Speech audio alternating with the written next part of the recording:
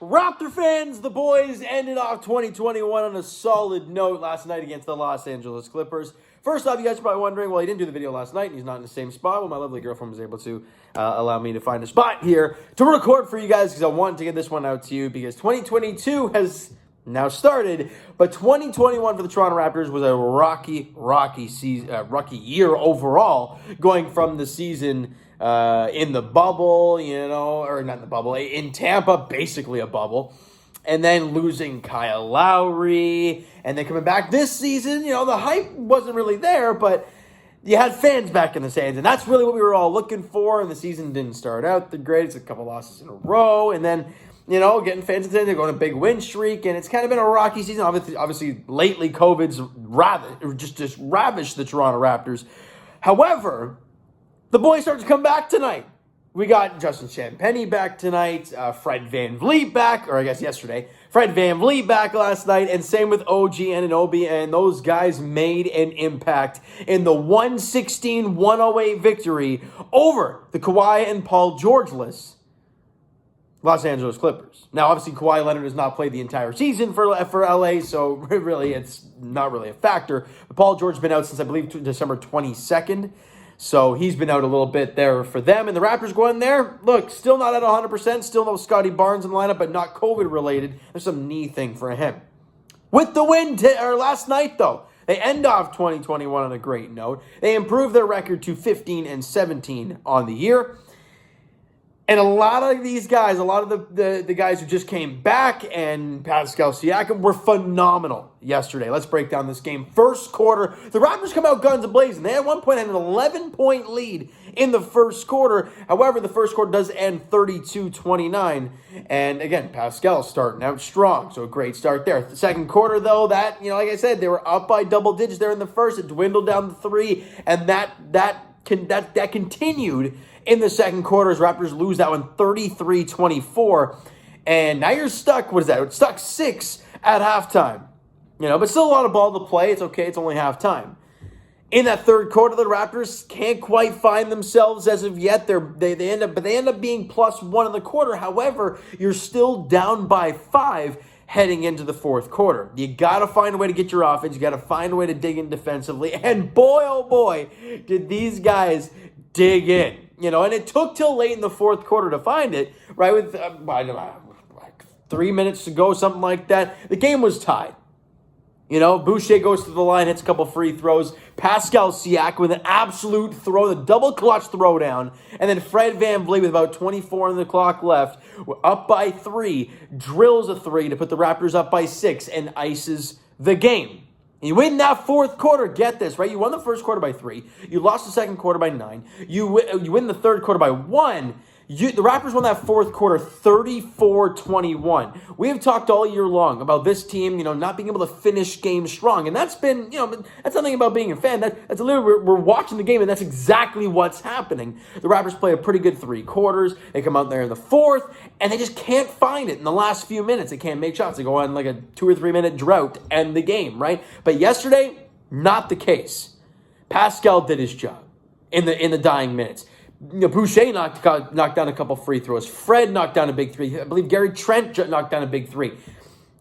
They all knocked some key shots down late in a tight game on home court. Obviously, no fans in the stands, but either way, they did a job. They won the fourth quarter by 13, 34-21, and they win at 116-108. Let's talk about some players, though.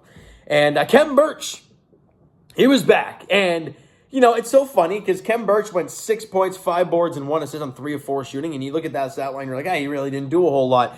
That guy does more on the floor, not on the stat line, than about anybody on this team.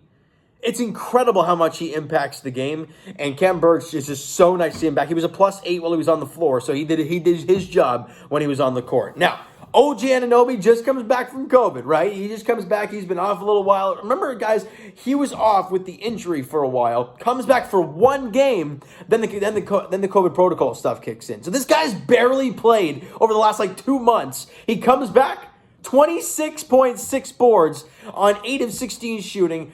It was 7 of 8 from the free throw line, 3 of 7 from 3. And oh yeah, by the way, he had 4 steals.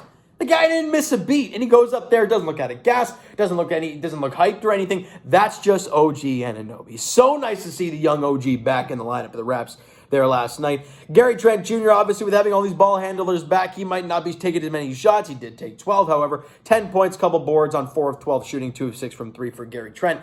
Fred VanVleet, his first game back. Now, he did take 27 shots, but he did get 31 points, 4 boards, 9 assists in the game. Shot 10 of 27 from the field, which ain't the greatest. 7 of 8 from the free throw line, 4 of 13 from three-point range. But he did give you 2 steals and a block. And we all know, guys, that is our court general, no matter what. Kyle Lowry, quite a few games, didn't shoot the ball very well. But that guy did everything on the floor to help your team win a game. And that's what Fred VanVleet did last night. Didn't shoot the ball extremely well, did still take 27 shots, however.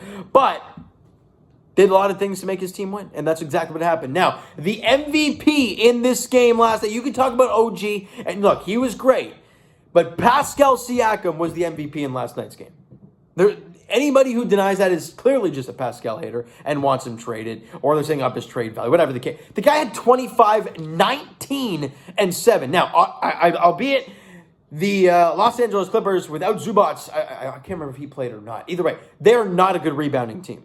That's evident, right? But Pascal had 25 points, 19 rebounds, and oh yeah, he also had 7 assists. He shot 10 and 20 from the field, the 50%, 4 of 9 from the free throw line, which is not very good, and it's not Pascal-esque. But he only took 2 threes, right? That's the thing about Pascal. We all know that his three-point shooting is really hit or miss. He could knock down 2 or 3 one game, then he'll go 0 for 5 in the next game. You just don't know what you're going to get from the three-point line. So he takes only 2 today, or last night, and he goes 1 for 2. Fine by me. 10 and 20 from the field, literally 3 assists away from a triple-double, and he gets 2 steals and 2 blocks in the game. Pascal dominated last night. He was aggressive. He was confident. I mean, when he went up there for that absolute slam there late in the game, he wanted that. He's like, no one's getting in my way. I'm throwing this puppy down, and he did. And it led the Raptors to a victory. So an incredible game for Pascal Siakam last night. Chris Boucher, the leading scorer off the bench, 6 points. Did have 9 rebounds, though. It was 1 of 3 from the field and 4 of 4 from the line, but 2 of those 4 free throws, very key ones down the stretch. Now, let's get to the team stats. And it's crazy because you look at the numbers and listen to this. Everything is lopsided in favor of the Clippers here. 49% from the field, 44% from three-point range, 90% from the free throw line. The Raptors were 42% from the field, 31% from three-point range, and 76% from the free throw line. So all those numbers are heavily favoring the Los Angeles Clippers, but the Raptors won by 8. Well, why is that? Well, I'll tell you why. The Raptors out-rebounded these guys by an absolute ton. An absolute ton. They were plus 17 in the rebounding category, 54-37. And in the offensive boards, 18-3. Like, that's just ludicrous numbers. The Raptors wanted this game. They wanted the glass, and they did a job. I mean, it helps when Pascal gets 19 of those rebounds, but it leads to second chance points. And the Raptors were plus 18 in the second chance points category. They did a job. They got on the glass. They hustled. That's how this team had that 5 or 6 game win streak there early in the year. Look at those offensive boards category. Look at the rebounding category. They wanted it, and they went out there and got it. That's what they did last night. And also, plus 10 in points in the paint. So a great job there for the Toronto Raptors. Now, we talked about it, I think it was in the first game, the nonsense game where they lost by 45 and they had like 20 turnovers, something like that. I said in that video, I'm like, that's not characteristic of what the Toronto Raptors are this season. They have not turned the ball over much. And you get more or less your whole team back in this game. 7 turnovers at the Toronto Raptors last night. This team may not be a great volume shooting team. They may not be a team that's going to shoot 50% from 3, 55% from the field on any given night. No. But if you get those hustle stats, get those extra shots, those extra attempts, you'll find a way to win. And they did that yesterday.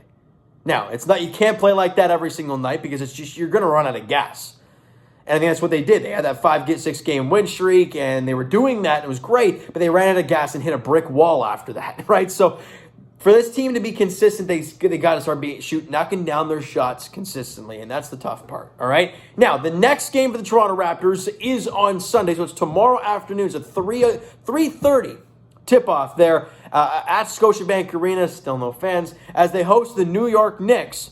And the funny thing is, the Raptors, I believe, are sitting in the 11th spot in the Eastern Conference, I believe. 10-9 have Boston and the Knicks sitting in it.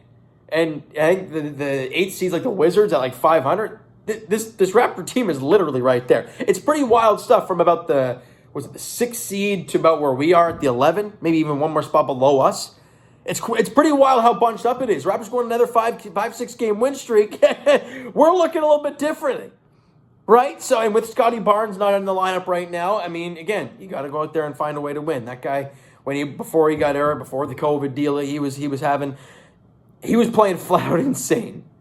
And we need that from Scotty Barnes when he comes back from his injury. Hopefully that's in that game again, because he was questionable there yesterday. So hopefully he's good to go, or probable, let's put it that way, there against the Knicks tomorrow afternoon. All right, so you know what, guys? That is going to do it for this one. If you enjoyed the video and had a great New Year's Eve yesterday, smack the like button. Do appreciate that. Hit the subscribe button. You can not already comment down below. Thoughts on the video, thoughts on the game. What'd you like, what'd you not like from yesterday's game for the Toronto Raptors? The Twitter link is down below, so follow up. Send me a DM to that great stuff. The Instagram link is down below as well, so follow up. If you guys have not done so already, and I will talk to you guys Leafs edition, I believe. So far, they're on tonight. I mean, I think they're taking on Ottawa tonight in Ottawa or at home. Either way, it's in Ontario, as I believe they're taking on the Sens tonight in the first game back in, my God, almost a month, it feels like.